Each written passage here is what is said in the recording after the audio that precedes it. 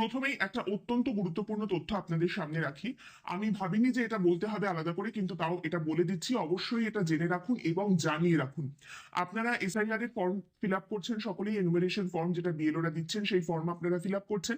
সেখানে আপনার মোবাইল নম্বরটা দিতে হবে, এটা বাধ্যতামূলক। আপনার মোবাইল ফোন নাম্বার আপনি ফর্মে দিচ্ছেন, কিন্তু আপনার ফর্ম জমা দেওয়ার পরে যদি আপনার কাছে কোনো ফোন আসে এবং আপনাকে বলা হয় যে আপনার ফোনে একটা ওটিপি গেছে, সেই ওটিপিটা তাড়াতাড়ি আমাদের দিয়ে দিন, তবেই কিন্তু এসআইআর এ আপনার নাম উঠবে, ভোটার তালিকায় আপনার নাম উঠবে।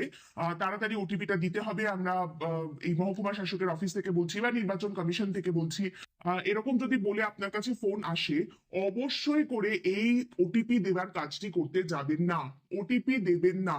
আপনাকে যদি বলা হয় যে আপনি ওটিপি না দিলে আপনার মোবাইল নম্বর ভেরিফিকেশন হবে না, আপনি ওটিপি না দিলে আপনি ভোট দিতে পারবেন না, ভোটাধিকার হারাবেন, আপনাকে ধরে নিয়ে চলে যাবে, জেলে পুরে দেবে, এ সমস্ত বললেও ওটিপি দেওয়ার কাজটি একেবারেই করতে যাবেন না। এটা নিয়ে কিন্তু একটা আলাদাই দুর্নীতি, একটা আলাদাই স্ক্যাম চলছে। অবশ্যই করে ওটিপি দেবেন না। যদি এরকম কিছু বলা হয়, তাকে বলে দিন যে আমি আমার বিএলওর সঙ্গে কথা বলে নেব বা আমি বিডিও অফিসে গিয়ে নিজে কথা বলে আসবো। ওটিপি দেবেন না। এই বিষয়টা আপনিও জেনে রাখুন, আপনার পরিবারের সকলকেও বলে রাখুন, আমিও বলে রাখছি, বলে রাখতে কোনো অসুবিধা নেই। সাবধানে থাকুন।